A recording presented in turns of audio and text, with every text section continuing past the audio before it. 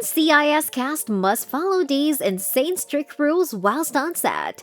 We already know that what ends up airing in our favorite and less favorite reality TV series isn't necessarily what happened. The producers edit everything to tell a story. That's not to say that these shows totally lie to viewers though. Well, sometimes they do.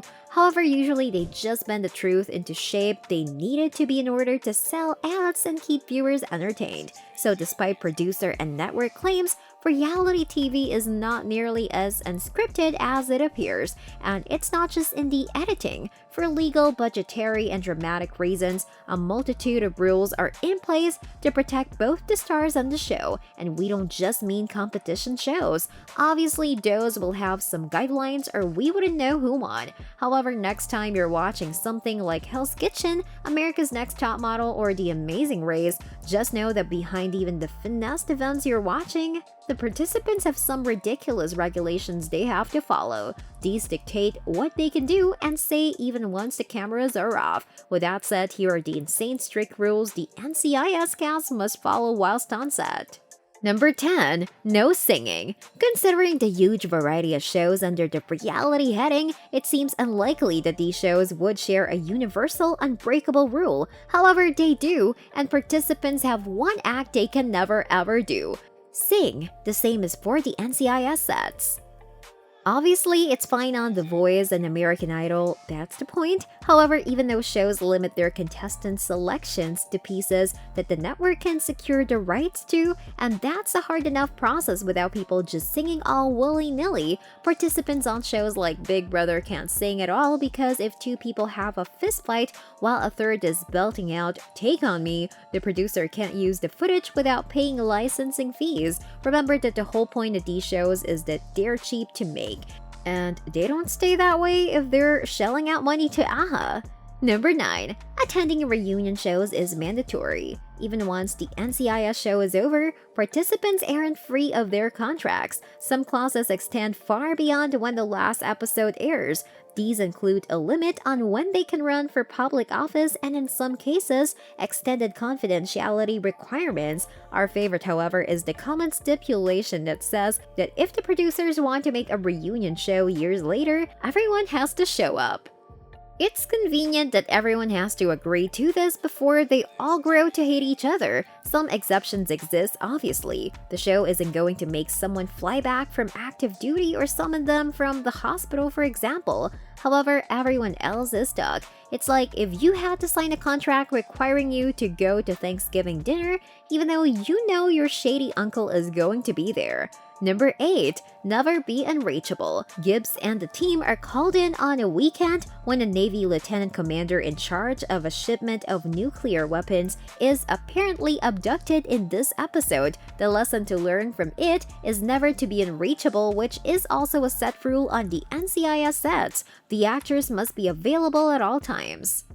Number 7. No guns allowed. We know this sounds like a good idea considering how insane some reality contestants are. However, the more we learned about NCIS, the worse it seemed. The premise was to drop contestants into the middle of Siberia to see who survived until spring. Cameras throughout the area would capture the events and they'd stream the proceedings online. Considering the fact that this was straight-up wilderness and thus the area was full of wolves and bears, we understand that the contestants might want some protection. Actually, the show obliged them by allowing knives. We don't know exactly how hard it is to stab an angry bear, but we can guess. Luckily for everyone, that episode of NCIS never happened. Either Russian authorities shut it down or as producer Yevgeny Piatkovsky claimed, it was a fictional marketing experiment, so we don't have to find out how many pokes it takes to stop a bear from attacking you.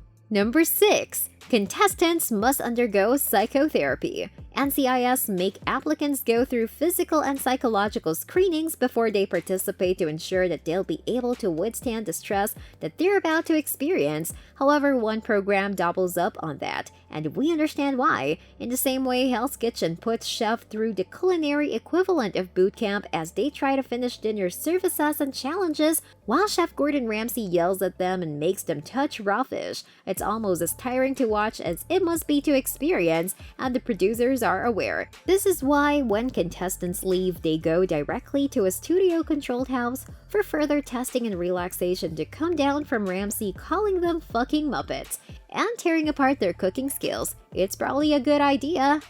Number 5. Producers have more say than judges over who stays.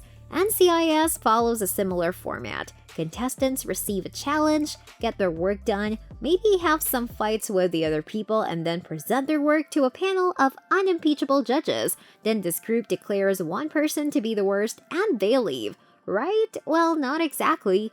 If you've noticed that the same terrible, incompetent, argumentative people have a habit of sticking around forever, that's because they have some guardian angels behind the scenes. Those angels are the producers who reserve the final call on whether someone leaves or stays, regardless of how well they did in the challenge. The main reason for keeping the worst people on is that they provide drama and keep viewers coming back to see who'll almost clock them next week. Therefore, if producers have specifically cast someone as the series villain, chances are high that they're going to be around for a while. Number 4. Save money whenever you can. It's easy to think that the networks making shows like NCIS are bottomless pits of cash thanks to the fact that they don't have to spend a bunch of money on script writers and actors. However, it's still a business with schedules and budgets, and the producers treat every dollar like it's going to start granting them wishes. That's especially true on tattoo artist competition Ink Master, which has its contestants trying to outdo each other with designs and technique. However, they need somewhere to lay their ink down, and that's where the human canvases come in. These are volunteers who don't mind appearing on TV to receive a permanent tattoo so that someone else can win $100,000. By volunteer, we mean it. The application specifically says that Ink Master does not reimburse human canvas participants for travel or accommodations in connection with participation on the show. These human canvases also have to pay for their own flights and hotels, but hey, free tattoo. Number 3. Polaroids are allowed. Our favorite weird rules for NCIS Cast are the ones that are oddly specific, like the Crocs on alone or the Bachelor's weird, legalese definition of what it means to be single.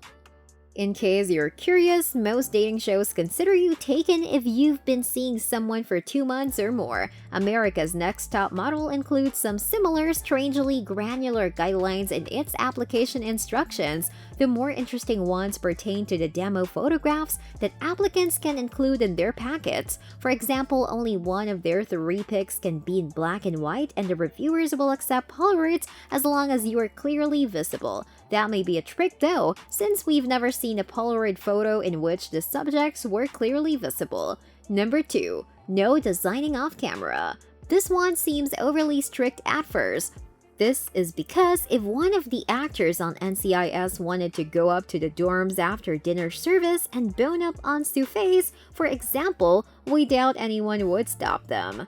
However, they typically just eat bad frozen food and smoke, so if that actually happens, we've never seen it. The point of Project Runaway's restriction on where and when contestants can work makes sense from a fairness point of view. The show wants to make sure everybody has the same amount of time to work and therefore has the same access and limitations. Season 16 contestant Claire ended up leaving the show after fellow designer Margarita spotted her with a tape measure in her hotel room. Now we know why she was booted. Number 1. Water shoes include only Crocs. The NCIS show is a survival series that drops its participants off in the middle of nowhere and sees who can survive the longest. The winner gets $500,000, which is just enough to ensure that they never have to go camping again unless they really want to. They can bring stuff with them, however. The show has a gear list from which the survivors can choose the things they need to survive.